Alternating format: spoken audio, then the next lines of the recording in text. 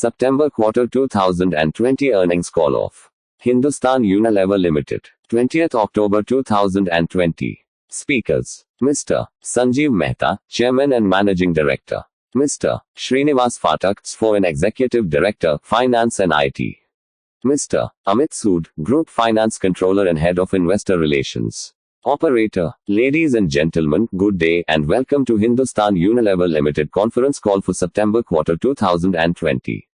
As a reminder, all participant lines will be in the listen-only mode, and there will be an opportunity for you to ask questions after the presentation concludes. Please note that this conference is being recorded. I now hand the conference over to Mr. Amit Sood, Group Controller and Head of Investor Relations. Thank you, and over to you, Sir. Amit Sood. Thanks, Aman. Good afternoon, and welcome to the conference call of Hindustan Unilever Limited. We will be covering this afternoon the results for quarter ended September 30, 2020. On the call from HUL end is Mr. Sanjeev Mehta, Chairman and Managing Director, and Mr. Srinivas Phatak, Chief Financial Officer, HUL.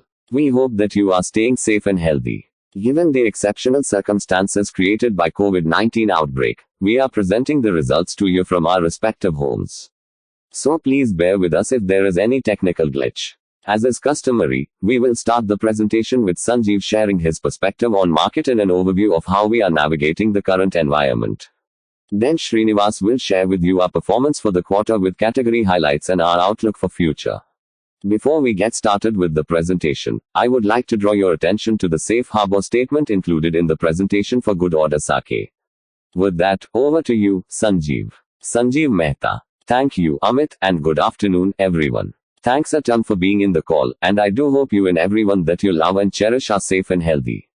I think before I get into the results and give you my perspective, I would be remiss if I don't express my thanks and gratitude to every member of HUL and extended value chain, especially our frontline heroes in factories and sales for the outstanding commitment and hard work they have shown in these most difficult circumstances. We are also, in equal measure, humbled and honored to serve the everyday needs of Indian consumers. We also express our gratitude to all the frontline heroes in our country who are in a very commendable manner managing this pandemic. And on behalf of everyone at HUL, we also extend our deepest sympathies to all those who are struggling to cope with the crisis and who have most unfortunately lost a loved one. Our strategy is serving us well. For the last 6 months, cooped up at home, it has felt as if the world has come to a standstill. However, when we look beyond the headlines of COVID, the pace of change has been immense, be it in respect to consumer behaviors, digitization, creation of new business models as well as destruction of long-standing ones. In these most demanding times, our performance in the September quarter has shown the true strength of HUL. We have demonstrated resilience in our portfolio interventions, in our consistent step-up of operational excellence and in our financial strength. We have unlocked new levels of agility in responding to the unprecedented fluctuations in demand, coupled with complex challenges in the supply chain. All of this has been possible because of the strength and grounding that we draw from a consistent strategic agenda, a multi-stakeholder model, and our 5 growth fundamentals. We continued to progress the purpose-led and future-fit agenda and reimagining HUL's digital transformation program, which has become even more critical after the pandemic. Our agenda to deliver consistent, competitive, profitable and responsible growth remains unchanged. Our 5 growth fundamentals are crucial building a strong and long-term business with excellent execution. At the same time, they remain extremely relevant for the short term and have proven helpful in keeping the business focused. For example, there is no better time to focus on things such as product superiority, physical availability of our brands to demonstrate the positive contributions to society. And I will take you through some of these in detail in the course of this call. The next chart, please. This quarter has seen operating environment improving progressively. Initially, the vertical lockdowns in different parts of the country posed multiple challenges to our supply chain. With sequential easing of lockdowns, increased mobility and measures taken by the government and Reserve Bank, we have seen a step up in economic activity. Major macroeconomic indicators are showing improvement from the unprecedented trough the economy had hit in April, May. Normal monsoon, increased MSPs, increased MGNREGA outlays and demand shift from urban to rural because of shifting of people is auguring well for rural. And we are seeing rural markets as well as smaller towns perform relatively better. On the other hand, demand in metropolitan cities continues to be muted. Hence, while the worst may be behind us, we believe that as a consumption-driven economy, it is vital to get the consumption going so that the economy gets into a virtuous spiral. Next, coming to the commodities and currency, we are witnessing unprecedented inflation in tea. While crude has been benign, palm oil continues to remain at elevated levels. We believe the inflation in select categories is likely to continue in the near term. Next chart. The health, safety and well-being of our people is and will remain our utmost priority, and not just people who are on our rolls but the entire ecosystem that works with us. We have implemented tiered operating protocol based on global best practices, WHO guidelines and government requirements. We have set in place a comprehensive medical resilience plan with full-time doctors appointed in remote factories and 100% of our sites having active partnerships with hospitals for medical care and observation. We are doing proactive medical testing in high-incidence factories as per our tiered protocol and partnering with local authorities and communities to contain the impact of the pandemic. All our 20,000 plus employees are covered by the company medical plan, which includes support for COVID-19. We have further expanded COVID-19 insurance coverage to over 24,000 people in our outer core. Even before COVID-19 hit the world, ensuring holistic employee well-being was very important for us at HUL. We were one of the first corporates to design a one-of-its-kind initiative, which is the Well-Being Quotient, which enables employees to self-assess their state of well-being and get customized well-being support suited to one's own needs. The pandemic has redefined the importance of well-being. Hence, during this period, we have activated 6,000 plus hours of well-being initiative for employees. We customize the frequency and intensity of solutions using a segmented approach, creating a bouquet of solutions to meet the exact needs of employees, such as expert-led sessions, role modeling by leaders, webinars conducted targeting specific challenges, such as sleep, ergonomics, stress management, etc. Recently, we commenced the World Mental Health Week on October 5 with a day of thanks to all our employees. The day was marked holiday for all employees as a token of gratitude. We planned the entire week on the theme, Care for Myself, My Team, Us All, and ran sessions with trained experts and partners, touching over thousands of employees and their families, and have crafted personalized well-being programs for our employees. We also rolled out Mental Health Champion program, where we have built capability of our employees to be mental health champions and encouraging peers to reach out in case of them facing difficulty on mental well-being. As a result of all this, we are seeing record levels of 90% employee engagement at a Voice Anonymous poll that took place a few weeks back. Let me highlight a couple of extraordinary achievements here. The first one is that we have received the highest scores from our frontline heroes on taking pride in HUL. In the current environment, our frontline heroes have done tremendous hard work, and this high engagement level is a testimony to our investment in people. Other key highlight is that 94% of nutrition employees that came on board are taking pride in working for HUL. It's a testament to the flawless integration that took place. 91% of our employees are energized with purpose, inspiration and a growth mindset. This year has been like no other, and keeping up energy, engagement and morale has been very critical. Holistic well-being continues to be of high focus as we move ahead, and it will be intertwined with the leadership and people strategy. Our philosophy is very simple, ladies and gentlemen. We look after our people so that they look after our business. Organization agility quotient has never been this fast. 100% of our factories and depots are now operational.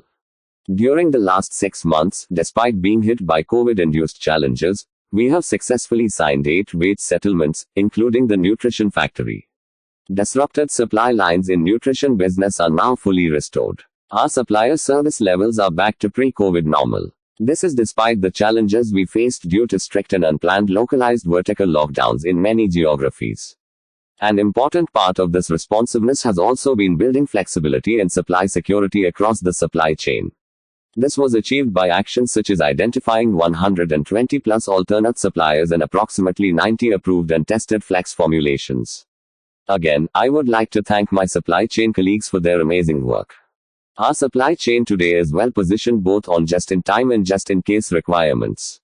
The environment demanded that we move at tremendous speed, and we have taken decisive actions to sharpen the execution. Let me give you a few examples. We stepped up our direct coverage by 10% sequentially and are now back to our pre-COVID level. We increased our assortment offering substantially from June quarter. Assortment levels at exit of September were 70% higher than June exit. While pandemic saw e-commerce reach inflection point, yet in many ways, it has also marked the renaissance of the humble next door grocer. The general trade is now much more open to the adoption of technology, and therefore, digitizing and modernizing this channel is a big opportunity. At HUL, we have always worked with and for the Kirana stores. Our traditional trade ecosystem is defined on three pillars: demand capture, demand fulfillment, and demand generation.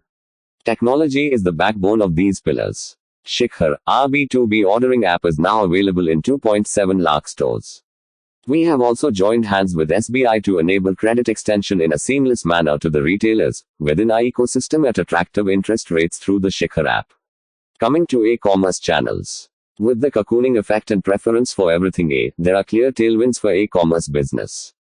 Online shopping, especially online grocery, will not revert to pre-COVID level once social restrictions are no longer in place. We initially focused on availability in the lockdown's early stages. We then partnered with retailers with category expertise and achieved a higher share of assortment.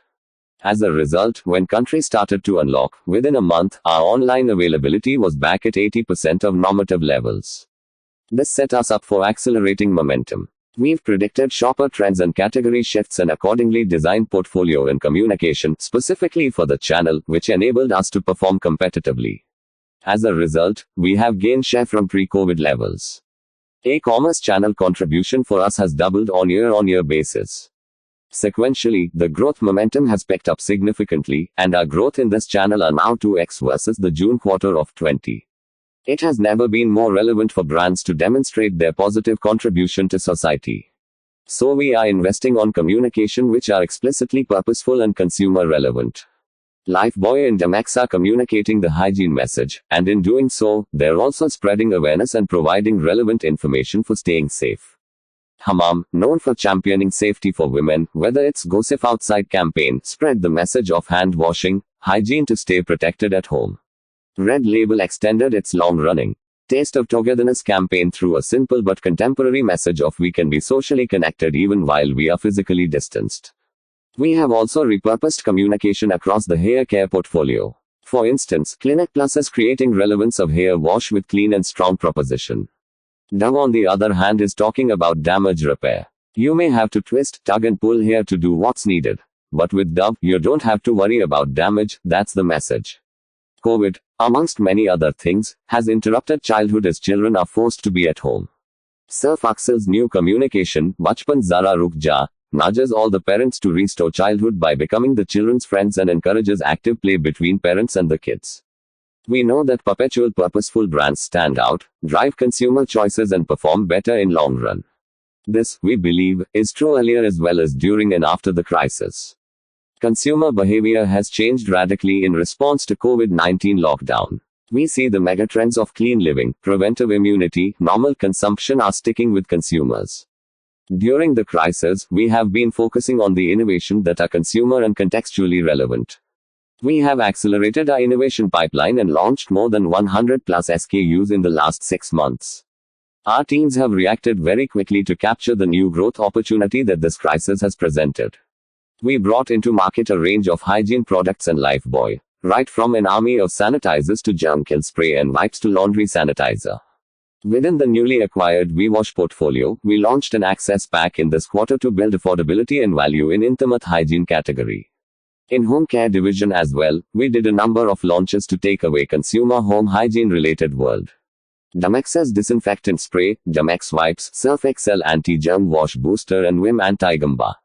In addition to good hygiene practices, we also need to have a healthy diet that builds the body's natural defense mechanism. And we are delighted to support our consumers in this journey with our immunity boosting Horlicks with added zinc, which was launched in April just after we took over this business. The COVID-19 crisis has aggravated challenges faced by the vulnerable and underprivileged communities. To come out stronger, governments, business and society must come together. As a responsible business, we had committed 100 crore Indian rupees. In the last 6 months, we have deployed nearly 70% of our commitment as a purpose-driven company. We have donated 14 million soaps to the vulnerable sections and essential workers. We are supporting the hospitals with medical testing kits and equipments like ventilators, distributing soaps and sanitizer to health workers, police, sanitation workers, etc. We have upgraded medical facility for COVID patients as well as provide them with protective gears and also our products to the Public Health Authority. We are supporting the nutritional needs of our frontline health workers. We are utilizing a pan-India reach to distribute food to needy people, both in urban and rural India. Finally, we are a marketing company and have expertise in changing consumer behavior. So, we have partnered with UNICEF to create campaigns encouraging people to adopt the right behavior.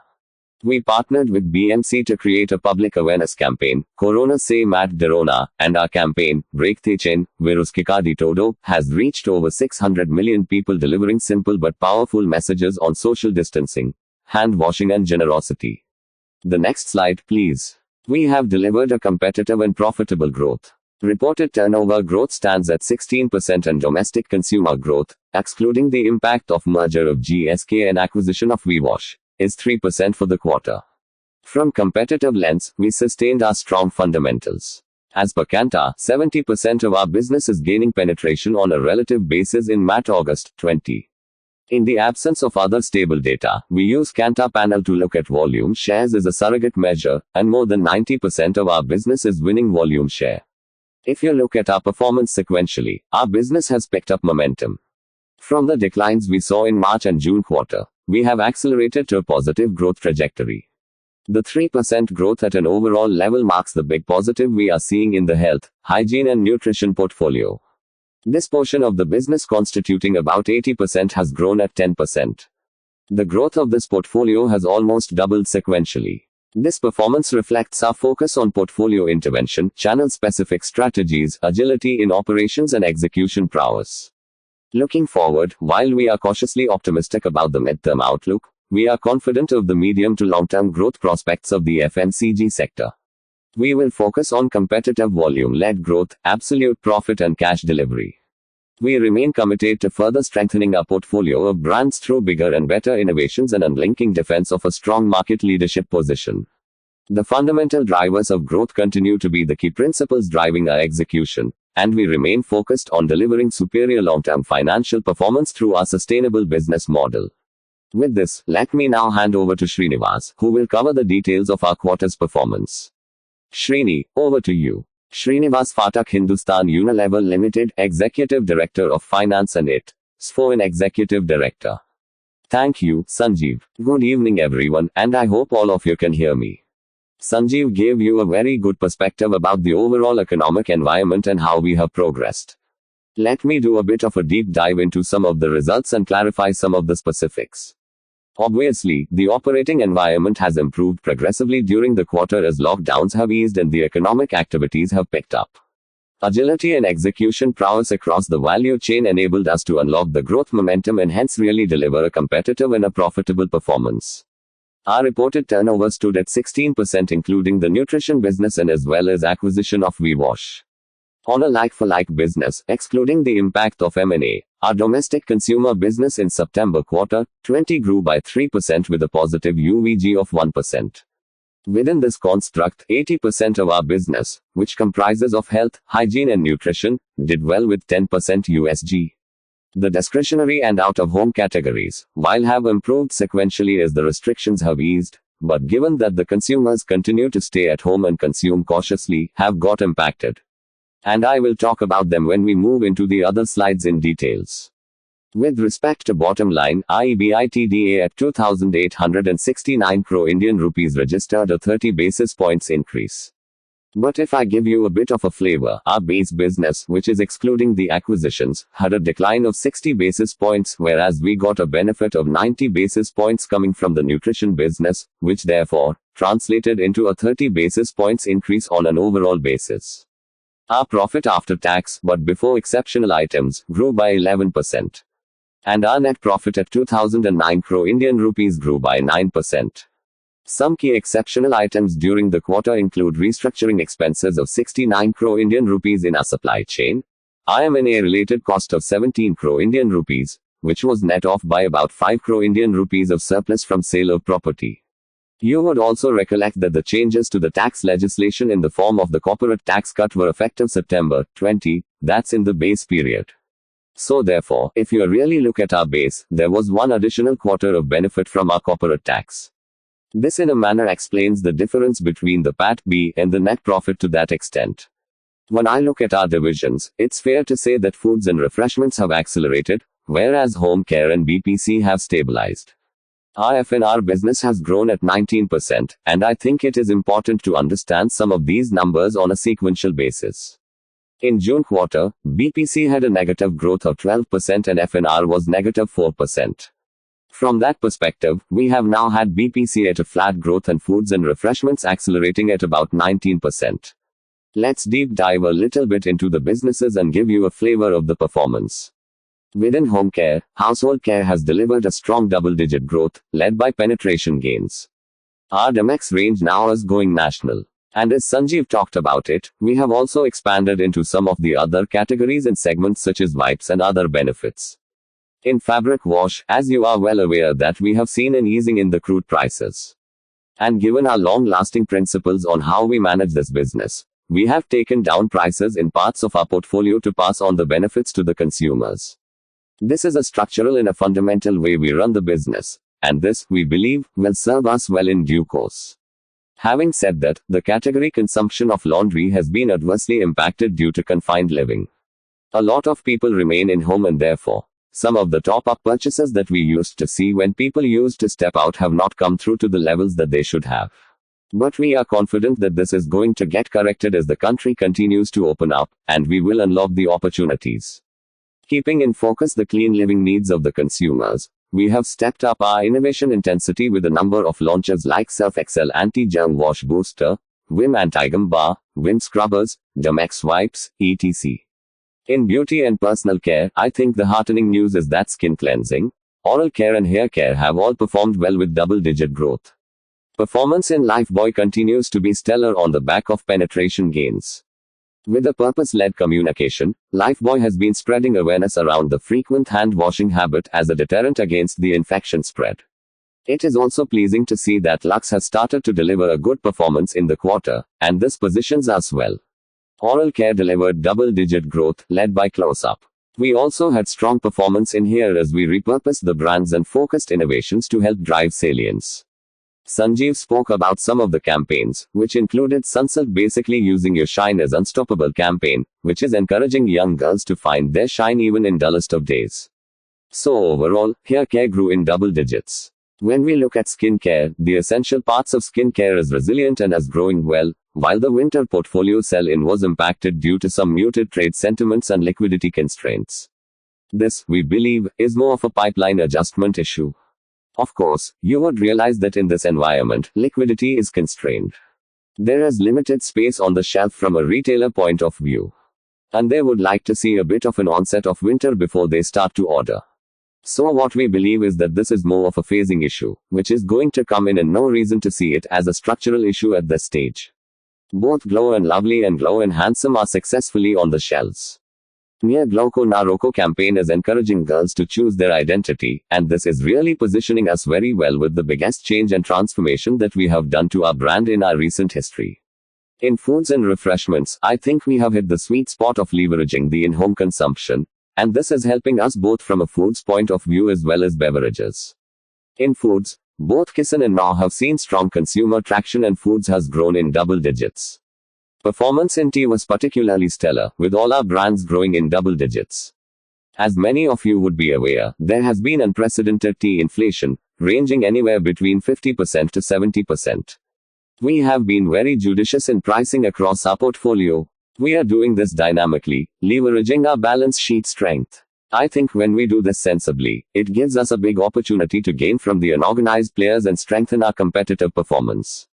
And if it means that in the short term we will actually take a bit in the gross margins, we are absolutely comfortable to do that because I think this gives us a massive opportunity to structurally reshape the market and gain competitively. Coffee continues to perform well through volume-led growth. Our nutrition business, this has been the second quarter, and we are quite pleased with the overall integration. But as Sanjeev has spoken about, while our growth has been competitive, that is, we have been gaining shares as per Kantar panel, we did have supply chain issues. Two of our key sites, be it Rajamundry and Nabha, were impacted because of COVID and IR issues. This basically impacted the output that we could get. While from a secondary's point of view, consumers were not impacted, but from a primary's point of view, our pipelines had gone down. The good news is, now these have all been sorted out, and we have resolved them. So therefore, given the context of these disruptions, if you were to use GSK as a base, our growth would have been flat, but for the supply chain disruptions, we would have seen similar levels of growth as we saw in the previous quarter. Having said that, we have had many exciting innovations. Boost has gone national. Horlicks has come back with a very powerful communication that celebrates the confidence that empowers children. With supply issues behind us and with an innovation funnel which is looking quite strong, we hope to see much better growth rates, and we are quite confident about the growth potential coming from the next quarter, and we should see the trajectory to move up. As I said, we have seen a sequential improvement in out-of-home consumption and ice creams. But given that we still are not fully out into the open, these businesses have seen an impact, albeit the loss has been lower than what we saw previously. I think this is a chart which we used, which is contextual. We used it in the previous quarter, and we want to repeat it this quarter. It's giving the flavor of the business through the lens of health, hygiene and nutrition, discretionary and out of home. Of course, this excludes the impact of the M&A portfolio, and therefore, this is a construct which will explain the 3% growth. 80% of our business has grown at 10% with a high contribution of underlying volume growth. And this is up from the 6% of previous quarter. When you look at 15% of our business, which comes from skin, color and cosmetics, has registered a decline of 25% versus 45% decline which was in June quarter. We saw sequential improvement as some parts of the essentials of the portfolio started to come back. Colors and deodorants remain impacted, and they will take some time, and we need to see a bit more of the opening up of the economy and people coming more to work for these segments to really pick up. The out-of-home categories, contributing about 5%, were disproportionately impacted. These declined by about 25%, but this compares to a 69% decline in June.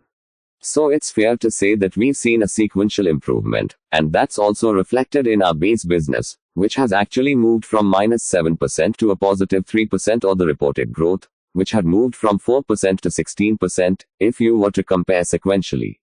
From a P&L point of view, I think the headline statement summarizes it well. I think we will leverage all lines of P&L to continue to protect our business model and deliver profitable growth. And what you see on the chart is a whole host of measures. As I talked to you already about tea, we have been quite judicious, notwithstanding the inflation. We are looking at full net revenue management to manage this. And in line with our principles, I think prices enduring an inflationary period will be calibrated, will be judicious. But I think the big difference is that, I think this time, we will have a very differentiated approach to gain competitively and gain from the unorganized segment. Crude prices continue to be benign. And to that extent, we have passed on some of the benefits in our home care portfolio by lowering the prices. The aspect and how we really run the savings agenda is well known to all of you. We have also moved down the path of trying to make more of our cost variable. You have also seen that we are making some very good progress from a nutrition perspective. I think the important call out for us is that we are continuing to invest and invest well behind our brands to remain competitive. We are also focusing both on reach as well as SOVs, given the higher intensity with respect to advertising. On a sequential basis, our advertising spends are up 342 crore Indian rupees.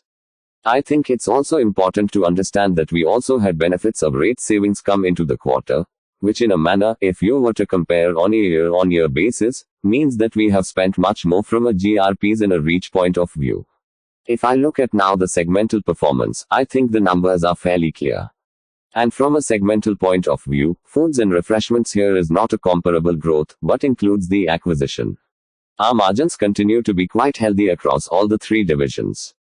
And I think this really gives us the good balance sheet and the P&L power to continue to drive our business. Therefore, when you see, I think September quarter performance has been a good step up in terms of sequential growth, and sequential margins have also been maintained. I think just a quick call out here, we have also had some prior period adjustments, which had a favorable impact on our tax and the interest lines.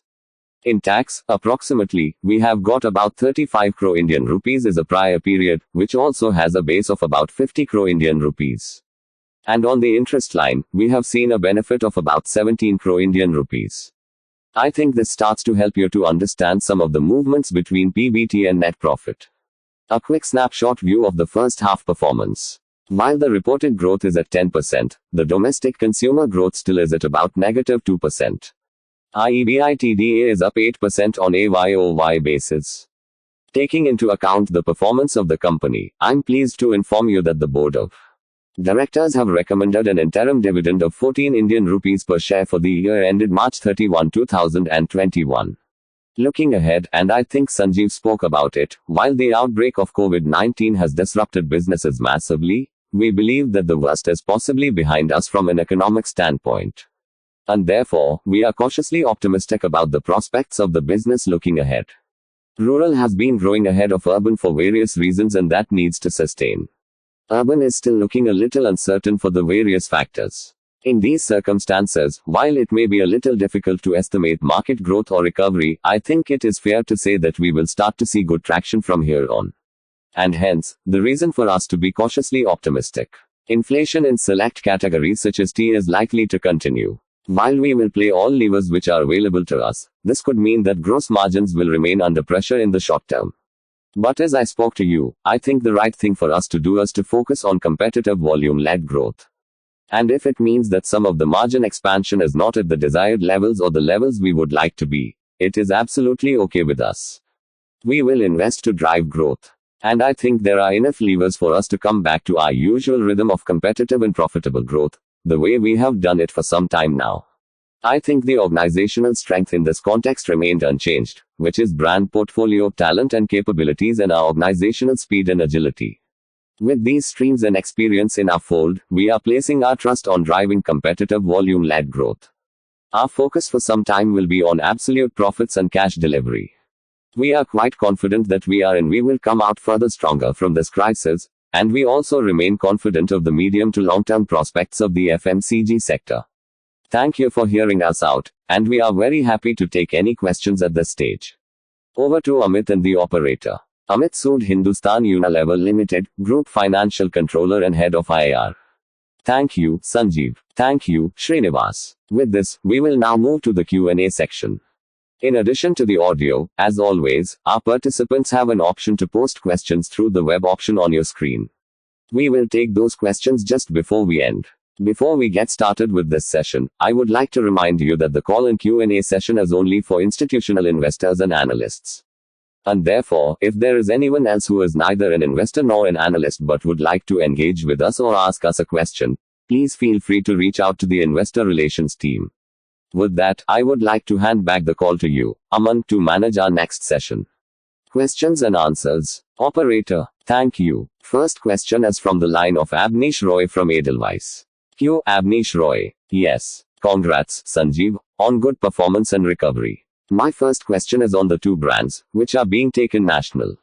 So Demex and Boost. So what is the thought process currently on both brands being taken national? Is it largely because of the COVID opportunity? Or do you think that there are other parameters which have been met? And so now finally, this is the time to take it to the next level.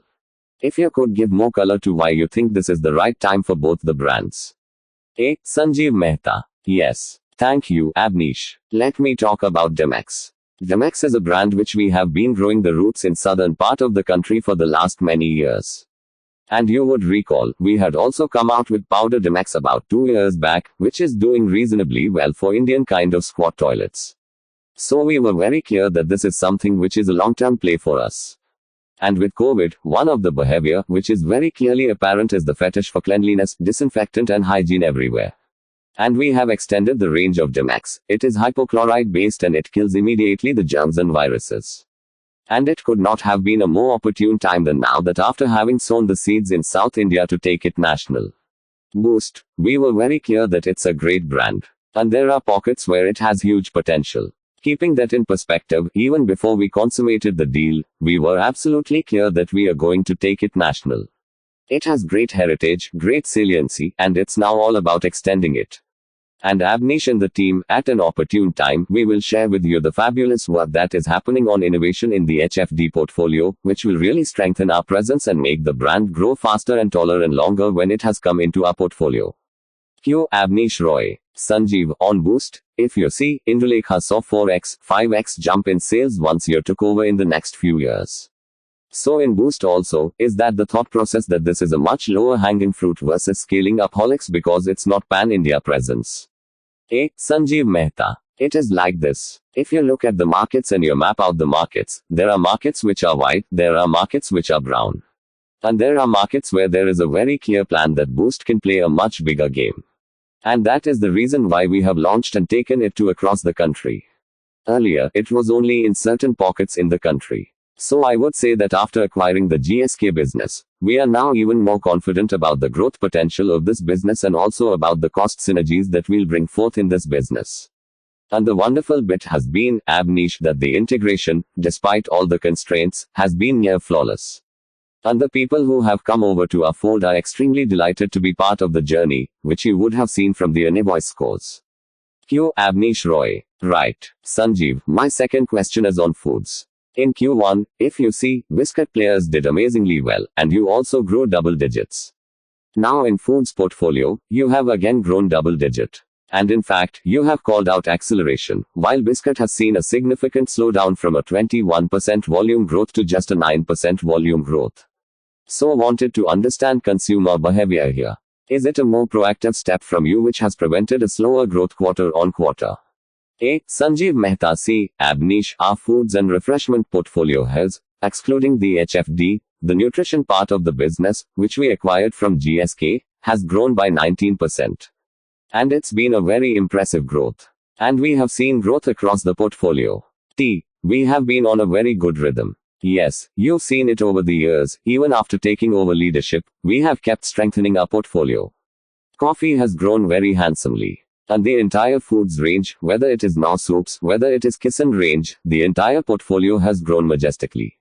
Part of it, of course, is linked to the fact that people are at home, they are not going out to restaurants, and so the consumption has gone home. To an extent, it has also been offset by the fact that our out-of-home business, which included the vending business, has been impacted. But yes, on an overall basis, I think foods has delivered exceptional growth. Q. Abneesh Roy. And my last question is essentially on skincare. So Essentials has seen a resilient performance and, in fact, growing. What I could not understand was the winter sell-in wherein you have, in fact, did lower. A. Sanjeev Mehta. So let me explain on winter. Winter, what happens is, generally, the trade would start purchasing in the month of September. This year, the trade has been a bit cautious, and which is for understandable reasons. And they say we will pick it up, not in September, but when the winter comes in. And I perfectly understand because of the sentiments in not only in our country but across the world, that they did not want to lock in the inventories ahead of time. But as soon as you see the whiff of winter coming in, I'm certain they will start purchasing it. Q. Abneesh Roy. But Sanjeev, that was the question. There's a lead time before customer can get it. Trade stocks it first. So won't it be a bit late when trade starts stocking when winter actually sets in, because earlier years, we've seen that. A. Sanjeev Mehta. Winter runs for normally 2-3 months. It starts in November and not even 3 months, really till the time of Holi, the winter products keep selling in. And so it may be at best a week's time. Our direct distribution will cover it in a week's time. Our indirect, it may take 2 weeks' time. And I'm sure that as the winter, as the temperature drops in the northern part of the country, this will pick up. So I'm not much very worried at this stage about the winter products. I believe that the offtake will happen. And the trade has been, for reasons which one can understand why they have been circumspect in not picking it up earlier.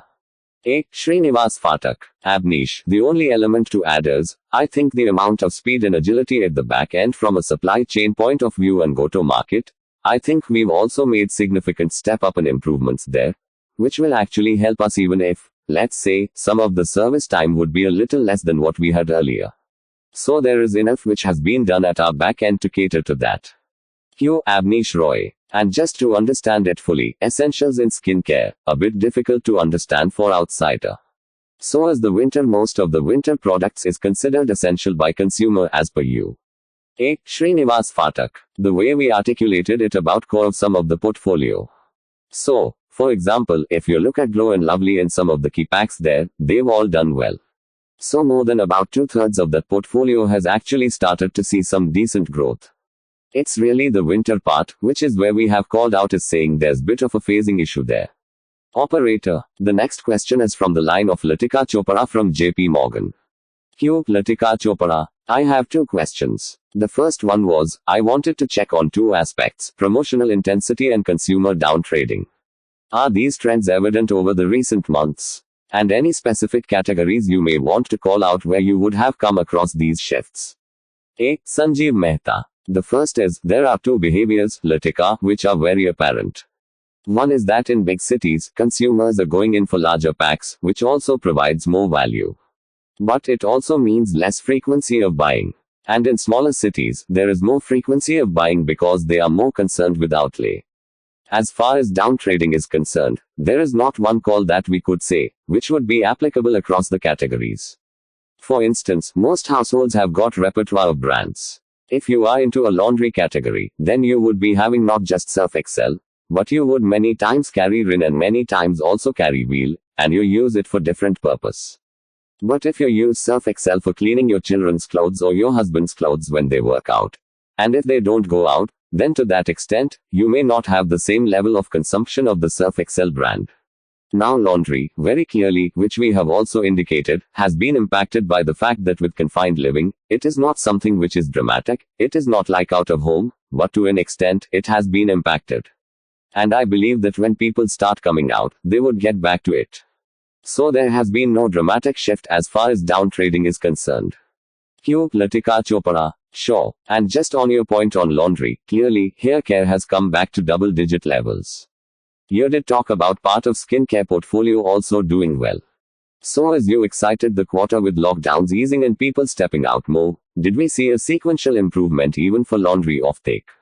A. Sanjeev Mehta. C. It has remained consistent because first June quarter and September quarter may not all be comparable because June quarter was also having an impact of pipeline fill-in against the pipeline shedding, which happened during the March quarter.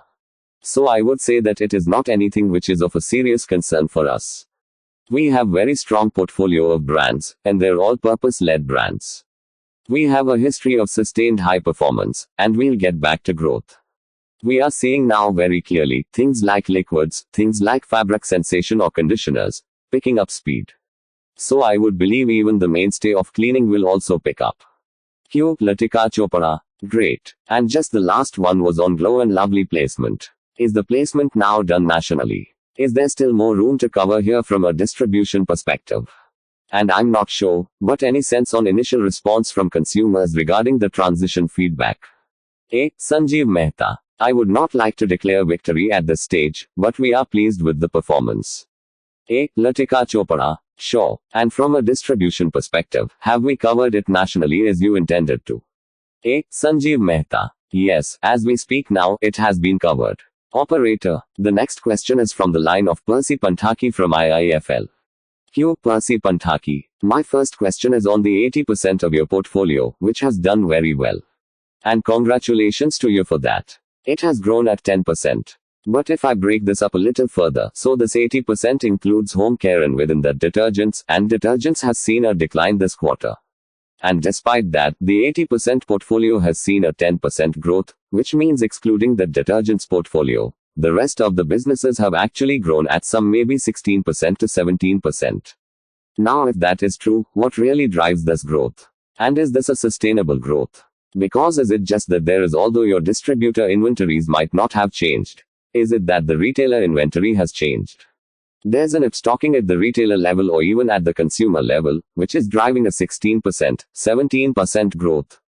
Or have you gained a huge amount of market share and therefore the 16%, 17% growth is not due to any kind of pipeline in any link of the distribution change?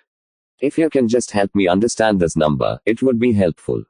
A. Sanjeev Mehta. Sure, Percy, obviously, your math is very good. If we look at foods and refreshment, like I said, has grown at 19%, household care, that it is home and hygiene, that's done brilliantly. Skin cleansing has done very well, all double digit, I'm talking about. Oral care has done very well. Hair has done very well. All these are in double digits. And when it comes to trade loading, in fact, we have cut down on our TTS spends. So the question of loading the trade doesn't arise at all. And then there are two yardsticks that we look at from our perspective. We look at the health of our business. One is penetration, which is so key for us. And in 70% of the business, despite the economic slowdown that is happening, we've gained penetration, relative penetration. And the second aspect is, while the normal using of Nielsen shares is still not available for us, but we look at a surrogate measure, which is the volume shares coming out of the Kantar household panel. And in over 90% of the business, we are gaining handsome volume share. And Kantar, as you know, is not great. It is home consumption. A. Srinivas Phatak. So the only element I'll add, Percy, to what Sanjeev has covered is, again, tea as a category, so given the levels of inflation that they have been, and our ability to be judicious and our ability to manage it, given our balance sheet strength, also means that we are gaining handsomely versus unorganized. And therefore, that's also a clear translation of share gain, which also means growth for us. And that's the only additional call out to what Sanjeev had said. Q. Percy Panthaki. Understood. And if I basically look at your 10% growth of the 80% portfolio, would you be able to give some color on how that 10% would be broken up between urban and rural? A. Sanjeev Mehta. I'll tell you what has happened today. Urban has been impacted because a lot of our business are out of home and discretionary, like the Lakme business, like the Dio business, and most of the out of home were all urban business. The other is, one should also understand that there have been shift of people from metropolitan cities to rural areas, with all the workers going back there, at the end of the day, were also consumer of our goods, and they are pretty large substantive in numbers. The other is, of course, because people are not stepping out. Channels like modern trade, etc., have been impacted, which is also very apparent. But suffice to say, and also one more fact, that rural is also coming from a low base. If you recall, Percy, that last year around the same time, we used to be worried about the rural consumption because that's been slowed down. So they're coming from a low base. But suffice to say that rural is growing in the 80% of the portfolio, much ahead of urban. Q. Percy Panthaki. I see. Okay. So basically, rural, even in that 80%, if that 80% is 10%, rural is much higher than the 10% number. A. Sanjeev Mehta. Yes. Because it's confined living in urban which has impacted consumption. Q. Percy Panthaki. Right. Understood. And finally, if I might ask on Fair and Sorry, Glow and Lovely now, basically, whatever business we've seen, sorry. A. Sanjeev Mehta. I said, get used to the new name, my friend. Q. Percy Panthaki. Yes. So in Glow and Lovely, whatever weakness we've seen, obviously, there is a COVID impact to that. But has the weakness been accentuated by the fact that it is undergoing a complete change in packaging, name, etc., etc.? Or there's no incremental effect of that over and above the COVID impact? So what I'm trying to say is that if the name change did not happen and the new product the entire relaunch did not happen, would you have seen similar sales performance of the brand or not? A. Sanjeev Mehta. See, the concept of Glow, the proposition of Glow got thoroughly tested during the last relaunch. So I'm absolutely confident that we won't have an issue. And then when you look at it, our relaunch, the new stock started going in September. So in the September quarter, we have not seen the full impact of primary placement also of Glow and Lovely, but the entire thing would be felt during the October-December period. But then you look at discretionary, which was running at -45% in the June quarter, has come down to -25%. So like I was telling Litika, I would not like to declare victory, but I'm very confident that Glow and Lovely will be a big success.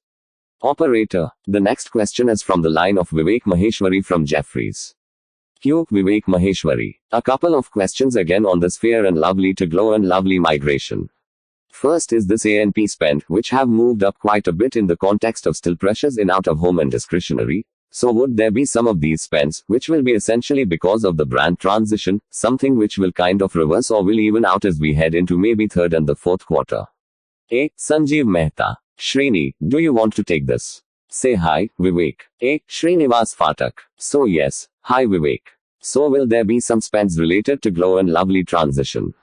Absolutely, yes, because it's one of the biggest changes and launches. So we have spent in September quarter to an extent. We'll also do it in December quarter. I think the important aspect to also call out is as the country is opening up, and the focus shifts completely from a supplies point of view to really demand generation, which also, therefore, necessitates that you continue to invest behind your brands and make them competitive, because if you really look at what had happened in June quarter, we had also pulled down spends quite a bit because there was unavailability of stock and the country was disrupted. So clearly, from that point of view, I think there is a job of demand creation, and we have invested across all our categories. And therefore, you would see a step up in spend, whether it's home care or in beauty and personal care. The second aspect also is that, look, the same opportunity as we are seeing, many others are also looking at that. So overall, if you see from an advertising point of view and media, spends have gone up. Clearly in line with our principles, I think we are focusing on reach. We are focusing on getting the right SOVs. And therefore, we have spent. And if I look at December quarter, our objective would be to continue to invest further behind our brands. Yes, in due course we will see some of the spends that we are doing on Glow and Lovely will start to taper down because there is a certain burst that you will do from a transformation and a transition point of view. But that's more likely to come towards the March quarter, where we'd have at least spent a few months in terms of building the awareness from a consumer's point of view. And then you'll start to see a bit of taper down specifically to Glow and Lovely. But overall, I think it is the right time to continue to invest, and we are comfortable to invest to really drive demand generation. Q. Vivek Maheshwari. Got it. And the other aspect is, I don't know whether it makes as much sense, but let's say, Fair and Lovely was a huge brand. But let's say, the fact that Fair and Lovely transforms into Glow and Lovely. Does the word as you move from, let's say, fairness to glow, does that also changes the dynamics in some ways that, let's say, fairness was targeting a particular subset within the skin portfolio, whereas in case of glow there is a bigger canvas to play with. Is that something which is possible in your view? A. Srinivas Phatak. Sanjeev, any thoughts from your side? A. Sanjeev Mehta. Sorry, say that again. I missed the question. Q. Vivek Maheshwari. So Sanjeev, what I'm saying is, let's say, Fairness Fair and Lovely any which ways has been a huge brand, but it targets a particular, let's say, particular problem in a solution, which is essentially around fairness, which means the usage within the skincare is, so to speak, restrictive. Does Glow and Lovely, therefore, have a bigger canvas to play because it is basically A. Sanjeev Mehta. Absolutely. The entire intention, Vivek, is not only to take the existing consumers along, but to take consumers who were hitherto not in Fair and Lovely into Glow and Lovely. And that is the reason why we first launched with the Glow proposition last year. And we talked about the blemish-free, the glow, and that worked wonderfully well. We never had the kind of penetration increase what we saw last year in recent times. And that's the reason our intention is to not only carry the existing ones, but take more people onto this brand. We are absolutely clear that we are not going to leave the existing consumers behind. Q. Vivek Maheshwari. Sure. And just one more bit, before I ask my last question.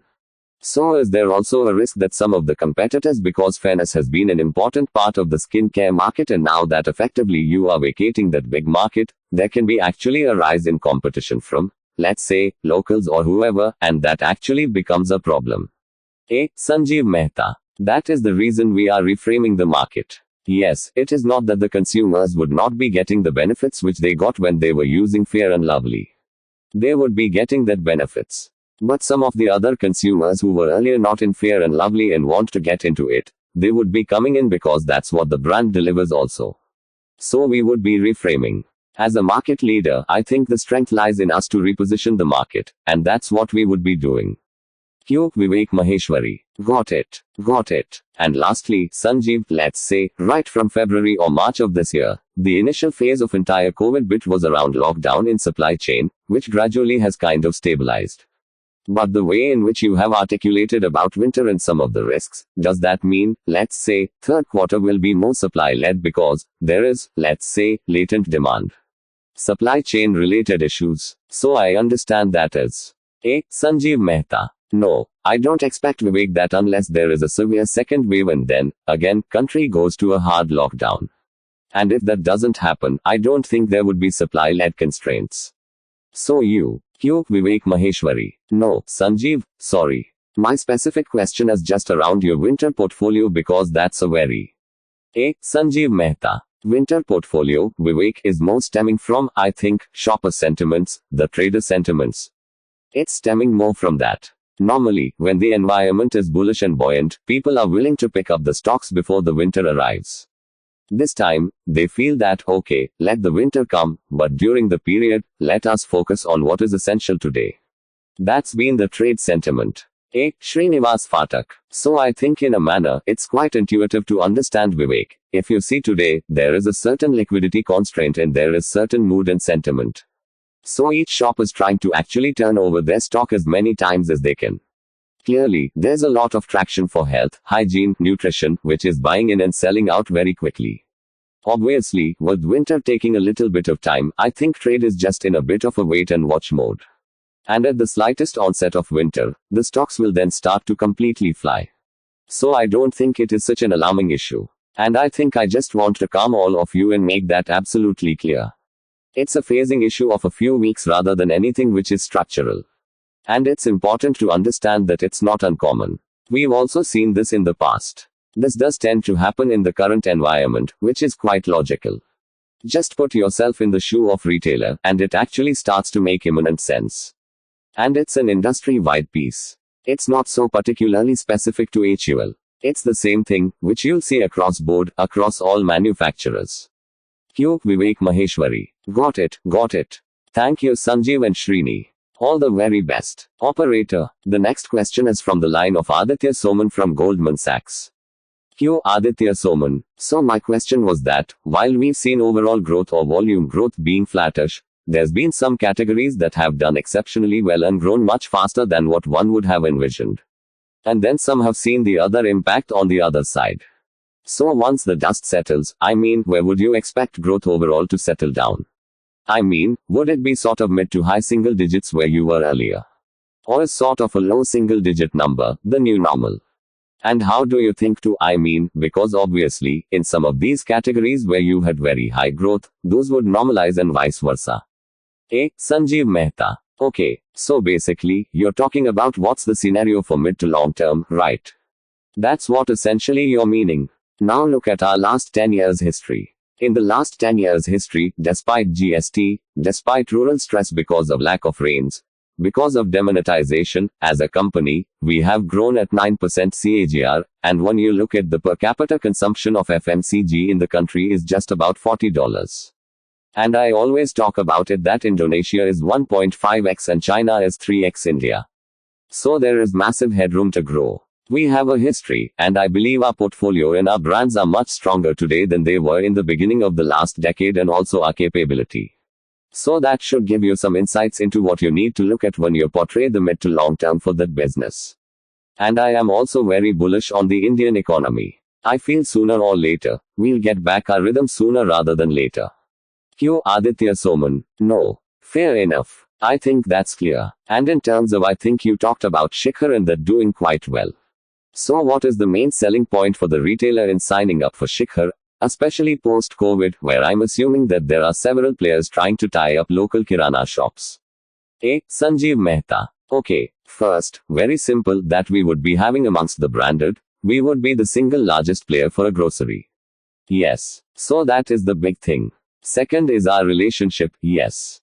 Third is the capability and people who are joining up for Shikhar. Adopting Shikhar, it is not that we have stopped selling sales, but the trader knows that in between a salesman's visit or if a salesman that can't come, he can still place an order and we will service it, yes. And on top of it now, we are also bringing in the benefit of the SBI agreement that we have entered into. So that would become a very potent combination. Q. Aditya Soman. Fair enough. And just in terms of from a retailer's perspective, when they tie up with Shikhar, will they then need to tie up with, say, a separate agreement for, say, Colgate or for P&G? So the question being that would you need then multiple apps for different companies because while you are clearly a market leader in some categories, that would be other players that are leaders in others. A. Srinivas Phatak. Yes. So don't know whether Sanjeev got that question. So look, Shikhar today is designed from an HUL perspective, yes, because it's retailers really ordering stuff from our distributors. And therefore, along with comes the package of complete services, whether it is the retailer credit, whether it is servicing within 24 hours. Clearly, I think our opportunity is to scale this up very quickly, scale this up fast. Because in a manner, if you do that, the retailer benefits. Even today, if you see, he's got multiple salespeople calling them in. What this is doing for us is actually digitizing it, making it a clearer demand signal, reduces the need for a retailer to keep a lot of inventory because it's closest to the demand. And whatever they order, therefore, start getting serviced within 24 hours and 48 hours. And on top, you're able to offer the credit facility through our partnership with SBI. I think if you do all of this well, and I think the retailers really value on-time service, what they want. And if they get it in time, I think that's still going to be a big USP. So that's really where we are focusing on. And in due course, we will start to look at other alternatives like we have done, whether it is POS solutions, to using data and analytics, to Shikhar. It's a combination and suite of solutions that we are bringing in for the benefit of the retailer. And I think that will be our strategy to actually play and win in the segment. Operator, the next question is from the line of Arnab Mitra from Credit Suisse. Q. Arnab Mitra. The first question I had was regarding Horlicks. So if I heard Srini rightly, I think you mentioned that you've been flat year on year, but if the supply disruption had not happened, maybe you would have grown somewhat like 5%. So my question was that in the current environment, isn't that a bit of an underwhelming growth of Horlicks, the brand, which is focused on health, nutrition, immunity and with the added distribution muscle of HUL? So is there any reason why you would expect this brand not to be in the better part of your bucket in hygiene, health and nutrition, and any other points which could have maybe prevented that kind of an upsurge in the current quarter? A. Sanjeev Mehta. Srini, let me take this question. First is, in the first 6 months, we were integrating the business, and we have still not gone to a stage where we have used our distribution muscle to widen the distribution. And the second is the entire innovation pipeline, we are going to unveil it, and that's not yet unveiled. So I would say watch this space. But looking at the business, we remain absolutely pleased that we are glad we acquired this business. A. Srinivas Phatak. So Arnab, just adding to what Sanjeev has said, look, you also have to interpret health, hygiene and nutrition, and today, it operates at different segments as far as consumers think. Anything which is, for want of a better word, anything which is an instant gratification and immediate attention, obviously, there is more demand, and therefore, certain spaces in terms of hygiene, whether it's hand wash, today the traction is a lot more. Nutrition and immunity is absolutely a ripe need space, and there is a certain demand, which is coming through. So therefore, again, when you look at this, again, that's why the reason what we said is that one aspect is when you start to think about the white powders and brown and how do you go further on brown. That's one area of opportunity. Second is, today, there is a certain segment that we are talking about, which is kids and young adults, and therefore, that's really repositioning the communication there to make it more relevant and drive more traction. The third is Sanjeev, as he said, is wait and watch for the innovation funnel, which will come and therefore, address the other need scopes. I think that's going to give a different gamut of growth. And the final piece is, and I think we've said that in the past, and I think I want all of you to understand this well, is to get the full might of the Unilever and HUL distribution, you need to have systems fully integrated. So today, we have, because that's when you have the power of the algorithm and the power of planning, which comes down to a micro level, which comes in. Today, we are actually trying to capture the low-hanging fruit, whereas the big act will really come when we get the end-to-end system integration, which is more likely to be around January and February when we merge the systems, and a few weeks thereafter, or a few months thereafter. Actually, I love this question because in many manner people actually have enormous amounts of challenges in the first 6 months of integration. I think we are really having a very good and a reasonable shift. Yes, you would like to see more growth. Yes, we would like to see more growth. But definitely watch the space, and I think the trajectory only then starts to get better from here on. Q. Arnab Mitra. Sure. And my last question was on the, again, going back to the discretionary personal care portfolio, which has declined 25%. So I think you've given your perspective on how you think this would recover. But does it look like a long haul relative to, let's say, something like a fabric wash? Because this is seen as a bit of a more category which plays on socialization. People are still going to be wearing masks when they are going out. Does this look like a much more longer recovery curve than some of the other segments, which are recovering faster? A. Sanjeev Mehta. If you see quarter on quarter, from -45%, it's come down to -25%. So yes, it will be, to an extent, linked to, not just wearing mask, but I think primarily people stepping out. Yes. Once you step out, you would invariably want to dispel, want to use the makeup, want to use the deo. And I would believe this should then pick up. If I look at what's happening in the Western world, these categories have picked up speed pretty fast, with the opening up of the economy and people stepping out. Srinivas Phatak. Conscious of time, so maybe one more person, and then we'll also start looking at some of the calls on the web link. Operator. The next question is from the line of Shirish Pardeshi from Centrum Broking. Q. Shirish Pardeshi. I have a few questions. The first question is purely coming from the observation that in the current scenario, we have seen that modern trade has not come back to its full potential. So there are actually two questions that in your understanding, how much the retrieval has happened in modern trade. And the other question which I have related on that, is that the alternate channel has grown much faster. So is that there will be a modern trade consolidation will happen, and that will be the next game changer for us. A. Sanjeev Mehta. Consolidation is a different thing. Here, modern trade has been impacted by the simple fact that people have not been stepping out and going to the store. For a long period of time, modern trade stores, which were in malls, were not even allowed to function. So this is really people willingness to move out and access to the stores, which has impacted modern stores. I don't think, from a long-term perspective, the demand for or the shift towards the modern trade is going to stop because it gives consumers a much better shopping experience. There is a bigger assortment. There is very clearly the theater impact inside the stores. And people like the ambience. And that's the reason they go. And in many small towns, it is very clear that this is a family outing, going out to a mall and then going out to a store. So I do think it should. So this is on modern trade. Consolidation has different dynamics. It happens in different industry. Depending on how strong people are and how fragmented it is. And so from our perspective, yes, we have built capabilities. And as you would be knowing, our shares in modern trade are higher than general trade. And our shares in e-commerce are higher than modern trade. So we have built over the years, a lot of capabilities. And we have very sound strategic relationship with the modern trade players. Q. Shirish Pardeshi. So the reason why I was asking is that the traditional trade has done better in the absence of not many everyone is using e-commerce channel or digital platform. And from that perspective, I thought that modern trade is one of the laggards. And I think if that is the positiveness or that's the point which you have said, I think we can expect the normalcy will also drive the higher growth for us in the modern trade channel because we have a dominating share. A. Sanjeev Mehta. Absolutely. GT did well is because of proximity. People suddenly realize it's much easier to go to a nearby store and pick it up rather than go to a modern trade store where you may find many people. So there are many stories coming out of it. First is, don't write the obituary of GT. Over the years, there would be a secular shift towards modern trade and e-commerce. It's bound to happen. But even after 10 years, I would believe India would be a country where GT would still be the biggest channel, but it will be a GT, which has adopted technology, it is connected and would have adopted the science of retailing. Q. Shirish Pardeshi. Okay. My last question is to Srini.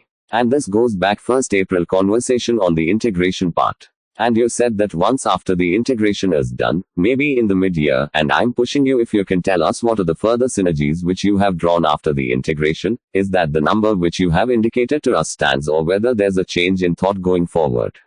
And the second part, which, in your closing remarks, you said that there is a pressure on margin.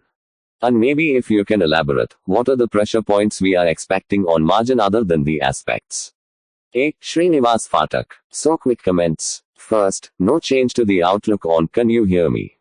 Yes, no change to what we had shared with you with respect to the synergies on nutrition, be it our growth aspirations, ambition or the unlocking of the P&L. And you've already started to see that we are realizing some of them faster than our plans. Our second, if you'll see from a gross margin point of view, look, category mix is something which will continue to make this an adverse one notwithstanding that we are doing very well on many parts of our portfolio. There is an adverse component when it comes to on the discretionary side. Discretionary side by nature is also a bit profitable. I also talked to you about the levels of inflation that we are seeing in the somewhere between 50% to 70%. And one needs to be judicious in terms of how you manage that. So let's say, these are, two big call-outs, which can continue to be headwinds for some time. And then these need to be managed well. And I think they have got very tried and tested principles that in the case of inflation, you need to be calibrated, you need to be judicious. If you do that, you will capture significant growth. And I think the current environment gives us a great opportunity to do that, especially with reference to tea.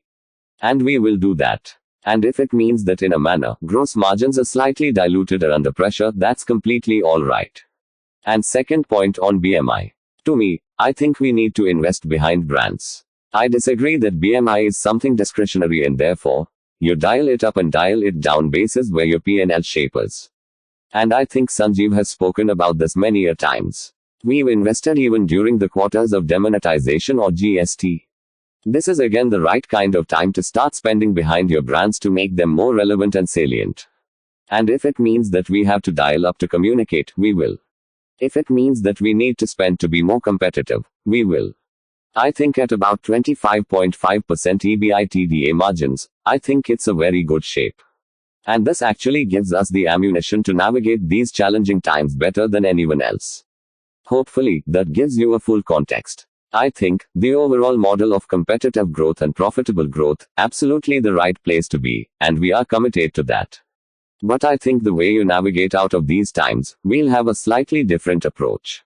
And if it means a bit of gross margin dilution, that's absolutely alright. Operator, the next question, that is from the line of Harit Kapoor from Investec. Q. Harit Kapoor. So just had 2 questions. So you obviously explained on the gross margin part fairly well. But I just wanted to get your sense on while the mix continues to probably sequentially improve. And probably you have seen the worst on the tea price inflation already in this quarter. Shouldn't sequentially or gradually the gross margin trajectory start to look up a little bit? Srinivas Phatak. It will, and it should. For example, if you see already in 2 of our divisions sequentially, because YOY is a slightly different picture with many ins and outs and what's happened to it. Sequentially, if you start to see already the picture is a bit better in home care. Sequentially, it's already a bit better in foods and refreshments, home care and beauty and personal care. So clearly, we have seen an improvement there, including even if you see even from a nutrition point of view, sequentially, it's better. There are parts of our business, which is tea being a case in point, where I think sequentially, it's not where we would like it to be. Even mix for that matter sequentially has got a bit better. So there are many things which are trending right.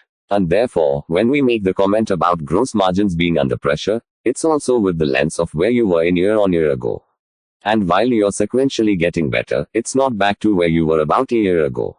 Q. Harit Kapoor. Yes. Fair point. Fair point. And on the margin side, again, in your outlook statement in the presentation, you spoke about competitive growth, absolute profits and cash generation.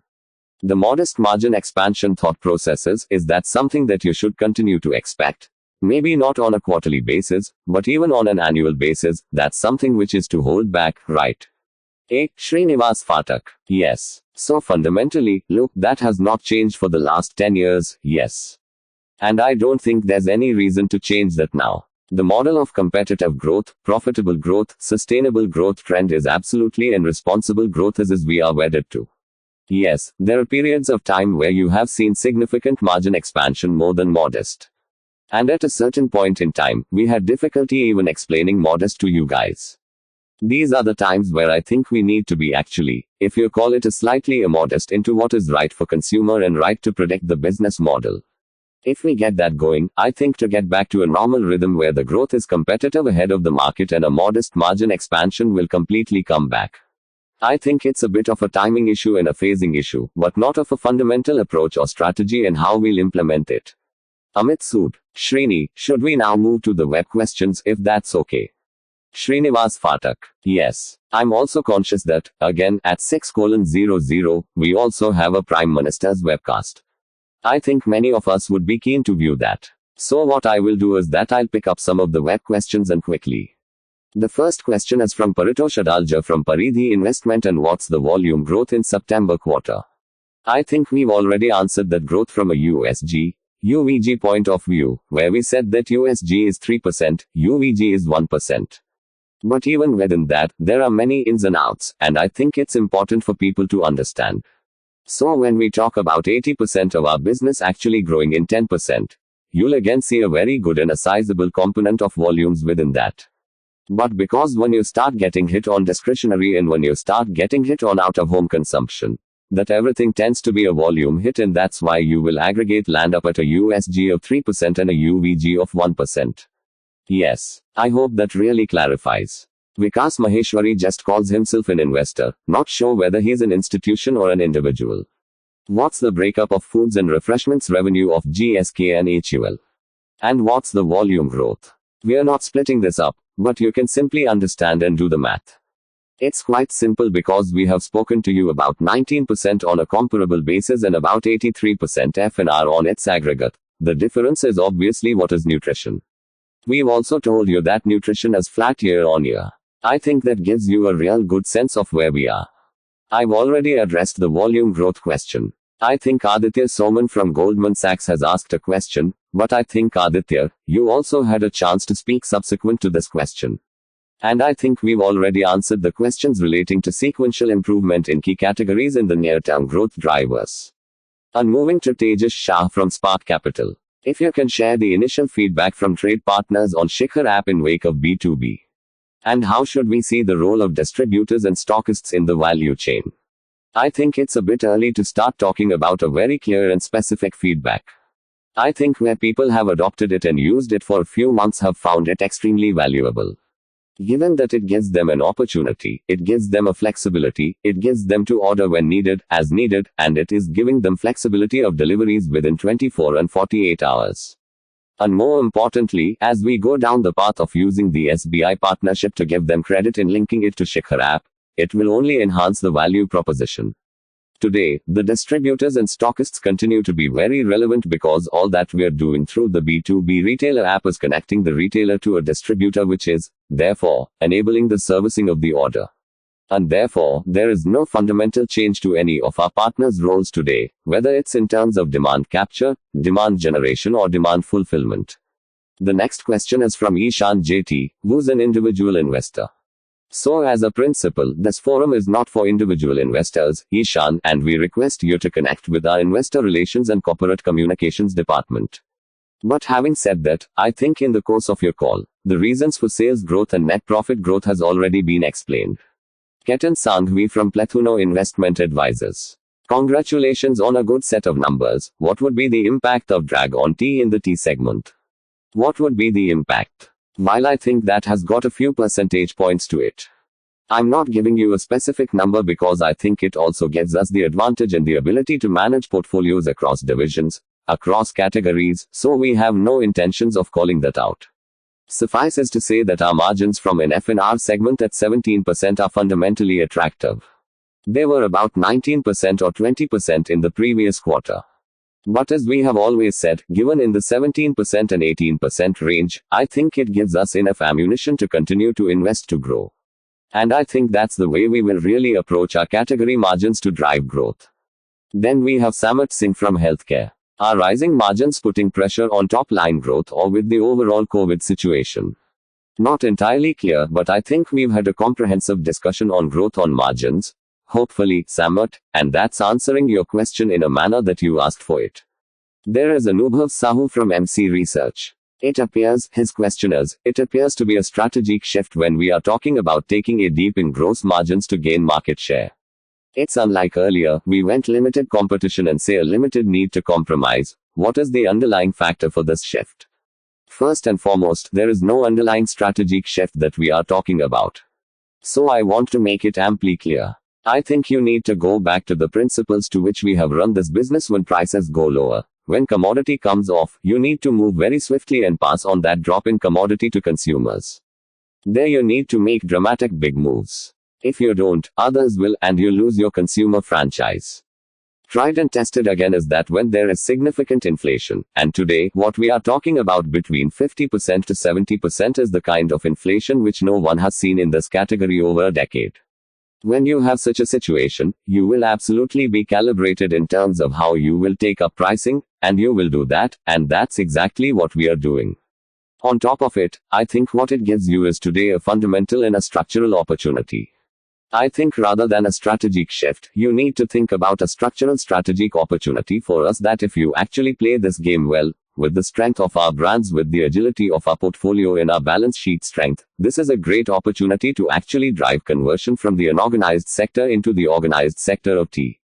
Because the important element to highlight here is that all put together today organized sector is only half of the market.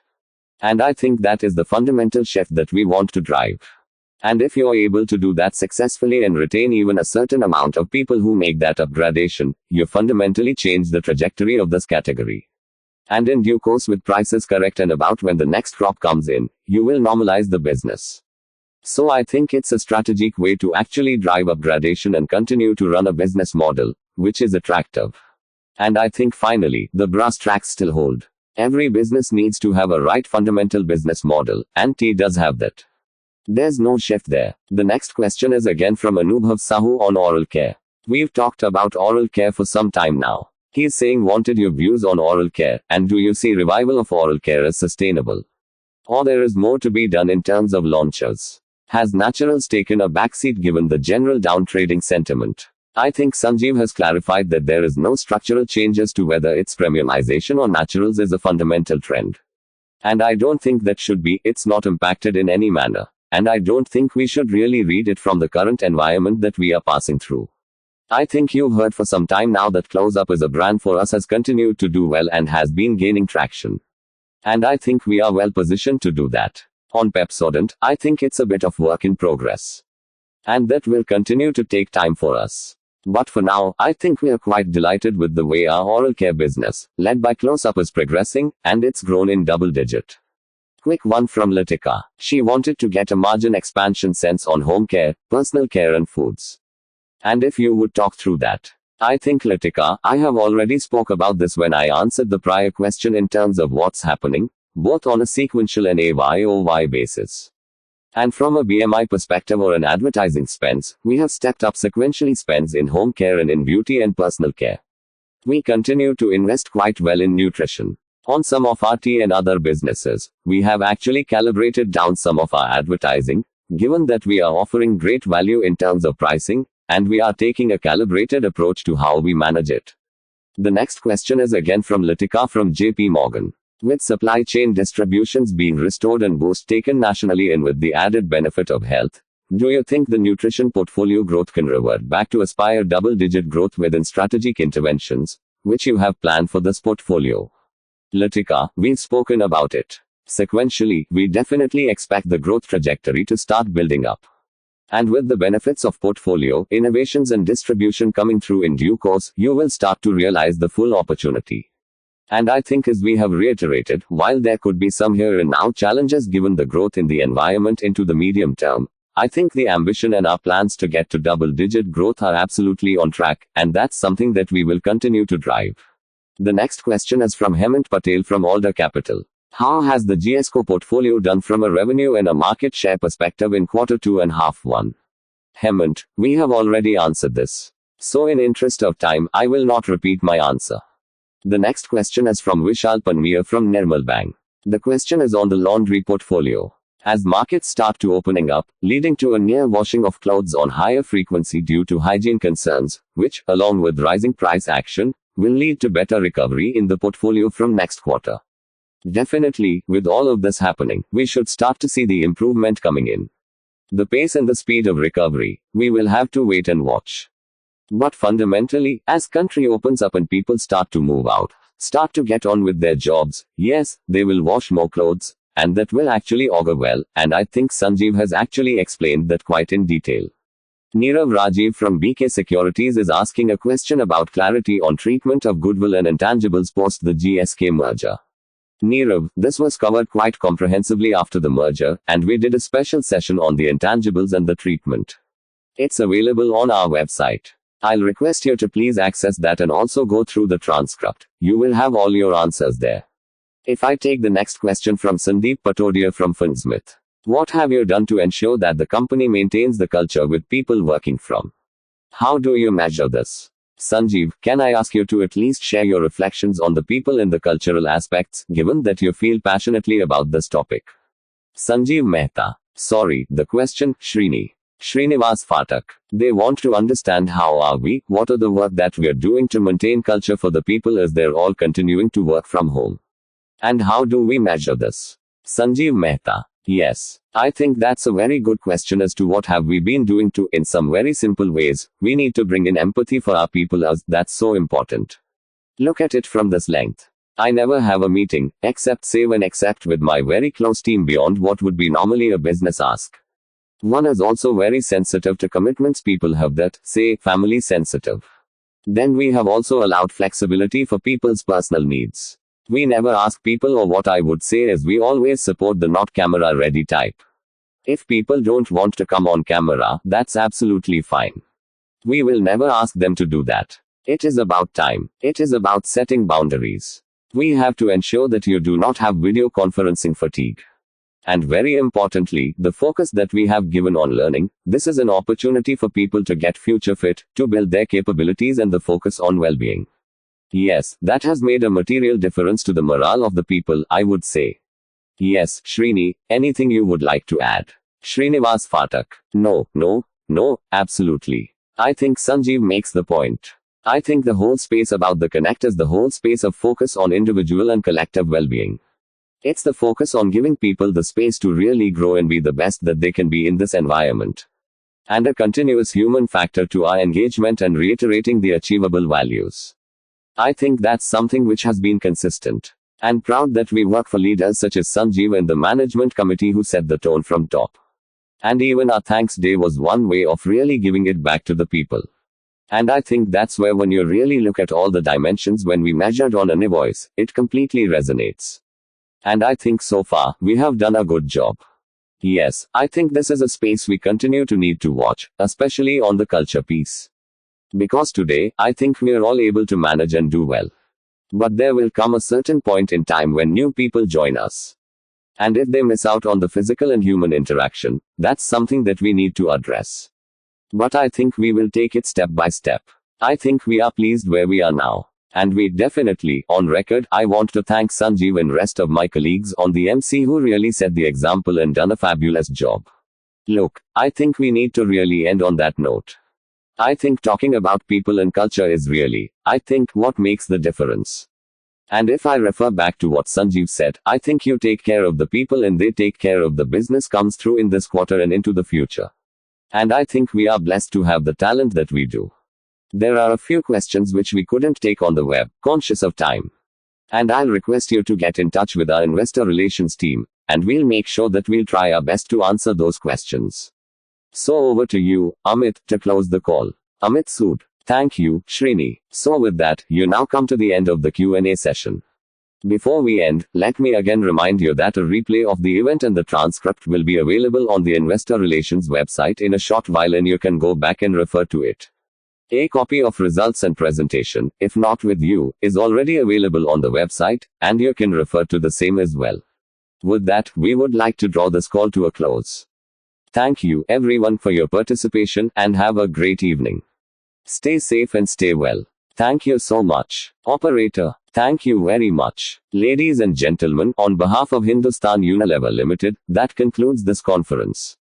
Thank you for joining us, and you may now disconnect your lines. Disclaimer: this transcript has been edited to remove and/or correct any grammatical inaccuracies or inconsistencies of English language that might have occurred inadvertently while speaking.